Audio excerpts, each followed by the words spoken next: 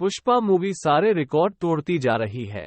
Pushpa movie में दिखाए गए लाल चंदन और उसकी तस्करी यह कोई मात्र मनगढ़ंत कहानी नहीं है, बल्कि यह मूवी एक रियल डाकू की स्टोरी पर आधारित है, जिसने 40 सालों तक तमिलनाडु और कर्नाटक के जंगलों में राज किया था। जी हां दोस्तों, आइए जानें कि यह डाकू कौन था और कैसे इसने 40 सालों तक इन जंगलों में राज किया। क्या है इसकी कहानी और पुष्पा मूवी कैसे बनी, आइए जानें पुष्पा मूवी की पूरी कहानी। अल्लू अर्जुन की मूवी पुष्पा में जो रोल अल्लू अर्जुन ने पुष्पा के रूप में किया है, वो असल में तमिलनाडु और कर्नाटक के जंगलों में राज करने वाले एक कुख्यात डाकू पर आधारित है, जिसका नाम वीरप्पन था। 18 अक्टूबर 2006 देश के सभी मीडिया चैनल पर सिर्फ एक ही खबर दिखाई जा रही थी, दक्षिण भारत का कुख्यात डाकू वीरप्पन एनकाउंटर में मारा गया। यह ऐसा डाकू था जिसे पकड़ना नामुमकिन लग रहा था।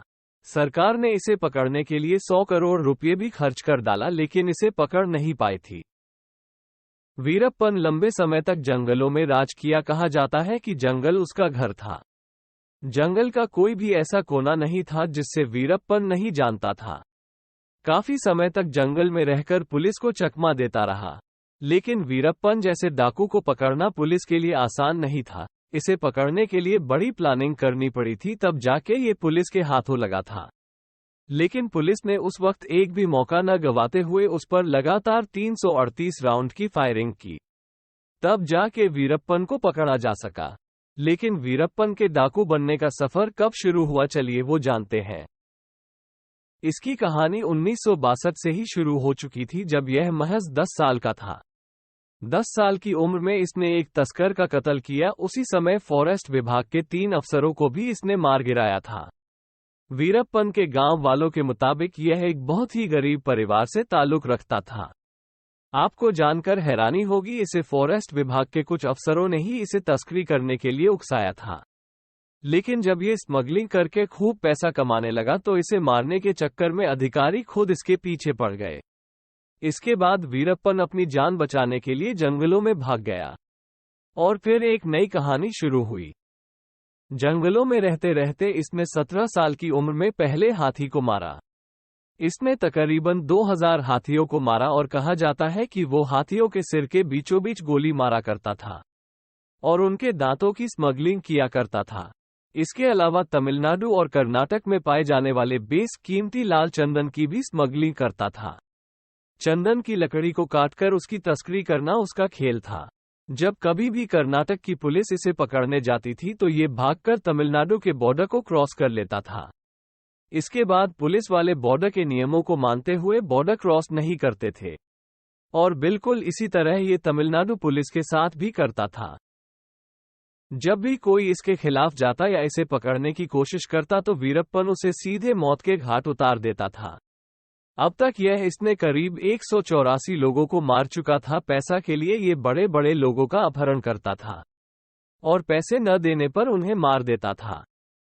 लेकिन इन सब के अलावा वीरप्पन को नाम कमाने का भी शौक था। वो चाहता था कि देश का बच्चा बच्चा उसे जाने और इसीलिए एक उसने रजनीकांत जैसे सुपरस्टार को भी किडनैप करने की कोशिश की, लेकिन उसका प्लान फेल हो गया। लेकिन फिर एक बार सन 1997 में कन्नड़ फिल्म के बहुत बड़े सुपरस्टार राजकुमार को किडनैप कर इसी जंगल में आंख पर पट्टी बांधकर घसीटते हुए लाया गया और जैसे ही यह न्यूज बड़े बड़े मीडिया चैनलों द्वारा दिखाया गया कि मशहूर सुपरस्टार राजकुमार का वीरप्पन द्वारा अपहरण कर लिया गया, देश में हड़कंप मच गया। अब लोग वीरप्पन का नाम जानने लगे तथा उसकी दहशत लोगों में फैल गई। वीरप्पन ने राजकुमार को छोड़ने के लिए 50 करोड़ की मांग की। सरकार द्वारा उसे पकड़ने के लिए स्पेशल टास्क फोर्स बनाई गई। काफी लंबे समय तक सर्च ऑपरेशन चलता रहा, लेकिन वीरप्पन किसी के भी हाथ नहीं लगा, क्योंकि जिस जंगल में वीरप्पन रहता था उससे बेहतर उसे कोई नहीं जानता था। लेकिन वीरप्पन यहां भी नहीं रुका और फिर सन 2002 में कर्नाटक के लिए एक मिनिस्टर को किडनैप कर लिया और मांग पूरी न होने के कारण उन्हें मार दिया। इसे पकड़ने में सरकार भी लाचार हो चुकी थी। सरकार ने वीरप्पन को पकड़ने के लिए 5 करोड़ रुपए का इनाम रखा, लेकिन इसका भी कोई फायदा नहीं हुआ।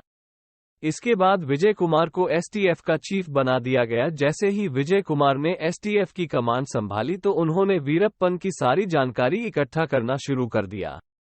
क्योंकि विजय कुमार को भी पता था कि वीरप्पन को पकड़ना इतना आसान है।